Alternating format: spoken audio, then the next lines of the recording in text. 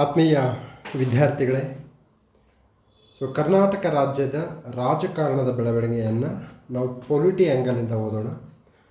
ಪರೀಕ್ಷೆಗೆ ಹೇಗೆ ಬರುತ್ತೆ ಅನ್ನೋದನ್ನು ಈ ಒಂದು ವಿಡಿಯೋದಲ್ಲಿ ನೋಡೋಣ. ಕರ್ನಾಟಕದ ರಾಜ್ಯಪತ್ರ ಅಧಿಕೃತವಾಗಿ ಪ್ರಕಟಿಸಲಾದ ವಿಶೇಷವಾದ ರಾಜ್ಯಪತ್ರಿಕೆ. ಇದು ಒಂದು ಕರ್ನಾಟಕದ ನ್ಯೂಸ್ ಪೇಪರು, ಅಫಿಷಿಯಲ್. ಇದರಲ್ಲಿ ಯಾವುದೇ ಥರ ಮಸಾಲ ನ್ಯೂಸ್ಗಳು, ಕ್ರಿಕೆಟು ಅದು ಇದು ಇರಲ್ಲ. Just official, no advertisement. ನೋಡಿ, ಇದನ್ನು ಯಾರು ರಿಲೀಸ್ ಮಾಡಿದ್ದು? Cabinet affairs and personnel and administrative reform secretariat ಅವರು ಇದನ್ನು ಬಿಡುಗಡೆ ಮಾಡಿರ್ತಕ್ಕಂಥದ್ದು. ಇಲ್ಲಿ ನೋಟಿಫಿಕೇಷನ್ ಅಂದರೆ ಅಧಿಸೂಚನೆ ಆಗಿದೆ. ಅಧಿಸೂಚನೆ ಇದು.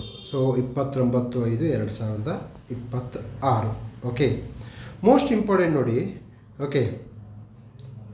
ಶಕವರ್ಷ 1948. ಇದು ನಮ್ಮ ಭಾರತದ ಅಧಿಕೃತ ನ್ಯಾಷನಲ್ ಕ್ಯಾಲೆಂಡರ್.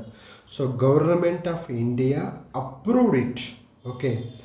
ರಾಷ್ಟ್ರೀಯ ಕ್ಯಾಲೆಂಡರ್, ರಾಷ್ಟ್ರೀಯ ಜಲಚರ ಪ್ರಾಣಿ, ರಾಷ್ಟ್ರೀಯ national anthem, national song, national tree, ಇದ್ರ ಮೇಲೆ ಒಂದು ಕ್ವಶನ್ ಬರುತ್ತೆ. ಇಲ್ಲಿ ನೋಟಿಫಿಕೇಷನ್ ಆಗುತ್ತೆ. ಏನಂತ ಆಗುತ್ತೆ? In exercise of the power conferred on me under article 164 sub clause 1. ಇದು ಇಂಪಾರ್ಟೆಂಟ್. ಈ ಆರ್ಟಿಕಲ್ನ ನೆನ್ಪಿಡಿ, ಇದು ಎಕ್ಸಾಮ್ಸ್ಗೆ ಬರುತ್ತೆ. Of the constitution of India, Thawar Chand Gehlot, governor of Karnataka, have accepted the resignation. ಮಾನ್ಯ ರಾಜ್ಯಪಾಲರು ಮುಖ್ಯಮಂತ್ರಿಗಳ ರಾಜೀನಾಮೆಯನ್ನು ಅಂಗೀಕರಿಸಿಕೊಂಡಿದ್ದಾರೆ. Shri Siddaramaiah, chief minister of Karnataka, and dissolved the council of minister headed by him with immediate effect. This is the very important political concept. ಏನಿಲ್ಲ important political concept ಅಂದರೆ, cabinet council of minister headed by the CM, they always sink together, swim together. ಅಂದರೆ ಮುಖ್ಯಮಂತ್ರಿ ನೇತೃತ್ವದ ಸಚಿವ ಸಂಪುಟ ಅವರು ಎಲ್ಲರೂ ಒಂದೇ ಬರೆ ಮುಳುಗ್ತಾರೆ, ಒಂದೇ ಬರೆ ಹೇಳ್ತಾರೆ. CM ಮುಳುಗಿದ್ದಾರೆ, CM ರಾಜೀನಾಮೆಯನ್ನು ಅಕ್ಸೆಪ್ಟ್ ಆಗಿದೆ ಅಂತಂದರೆ ಆಟೋಮೆಟಿಕಲ್ಲಿ ಕೌನ್ಸಿಲ್ ಆಫ್ ಮಿನಿಸ್ಟರ್ಸ್ ರಾಜೀನಾಮೆ ಆದಂಗೆ. ಫಾರ್ ಎಕ್ಸಾಂಪಲ್, ಯಾವುದೋ ಒಂದು ಕೆಟ್ಟ ಸಂದರ್ಭದಲ್ಲಿ, ಯಾವುದೋ ಒಂದು ರಾಜ್ಯದಲ್ಲಿ CM ಅವರು ಅಕಾಲಿಕ ಮರಣಕ್ಕೆ ಅಧಿಕಾರದಲ್ಲಿದ್ದಾಗ, ತುತ್ತಾದಾಗ ಆಟೋಮೆಟಿಕಲಿ ಕೌನ್ಸಿಲ್ ಆಫ್ ಮಿನಿಸ್ಟರ್ಸ್ ಸಹ ಏನಾಗುತ್ತೆ? ಡಿಸಾಲ್ವ್ ಆಗಲೇಬೇಕು. ಇಲ್ಲಿ ಮೋಸ್ಟ್ ಇಂಪಾರ್ಟೆಂಟ್ ಏನಪ್ಪ ಅಂತಂದರೆ, ಡಿಸಾಲ್ವ್ಡ್ ಏನು ಮಾಡಿದ್ದೀವಿ ನಾವು? ಓನ್ಲಿ ಕೌನ್ಸಿಲ್ ಆಫ್ ಮಿನಿಸ್ಟರ್ ಅಂದರೆ COM. They have not told cabinet minister. Cabinet minister ಬೇರೆ, ಕೌನ್ಸಿಲ್ ಆಫ್ ಮಿನಿಸ್ಟರ್ ಬೇರೆ, ಕಿಚನ್ ಕ್ಯಾಬಿನೆಟ್ ಬೇರೆ.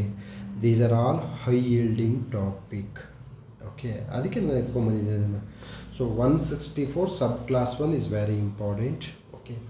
ನೆಕ್ಸ್ಟು ರಾಷ್ಟ್ರಪತಿ ಆಡಳಿತ under article 356 at that point of time also council of minister is going to be dissolved.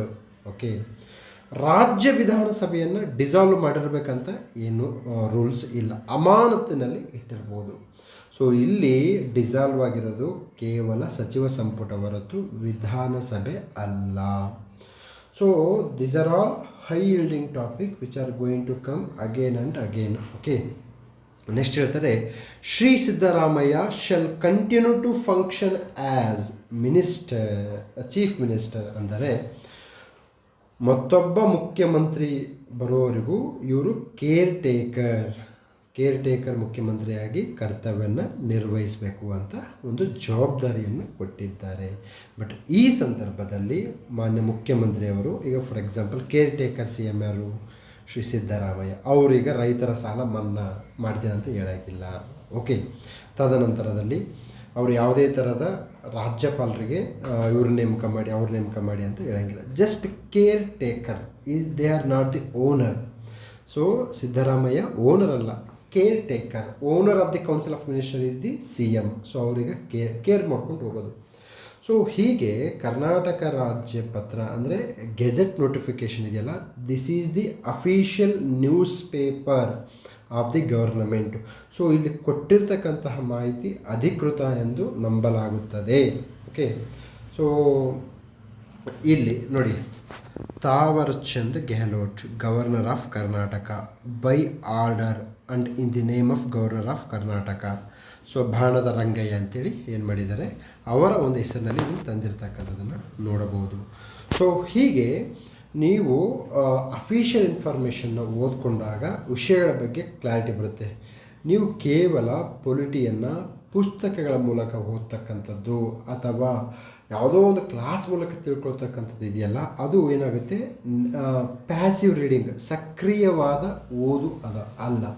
So ಸಕ್ರಿಯವಾಗಿ ನಾವೆಲ್ಲ ಏನು ಮಾಡಬೇಕು, ಓದಬೇಕು ಅಂತಂದರೆ ಪ್ರಚಲಿತ ವಿದ್ಯಮಾನಗಳನ್ನು ಬೇಸಿಕ್ ಸಬ್ಜೆಕ್ಟಿಗೆ ಕಾಂಟ್ಯಾಕ್ಟ್ ಮಾಡಿಕೊಂಡು ಓದಿದಾಗ ನಮಗೆ ಎಕ್ಸಾಕ್ಟ್ಲಿ ಸಬ್ಜೆಕ್ಟ್ನ ಬಗ್ಗೆ ತುಂಬ ಜ್ಞಾನ ಬರುತ್ತೆ. So this is how you have to read. Thank you. Bye bye.